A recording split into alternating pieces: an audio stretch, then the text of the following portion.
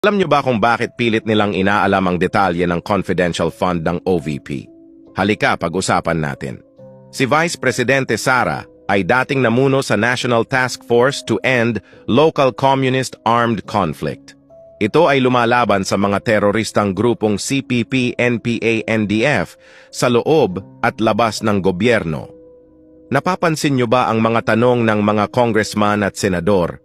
Laging papunta sa kung sino ang tumanggap nito. Dahil lahat ng tumanggap nito ay informant ng gobyerno. Alam naman natin na ang ibang mga senador at congressman ay suportado ang mga teroristang ito.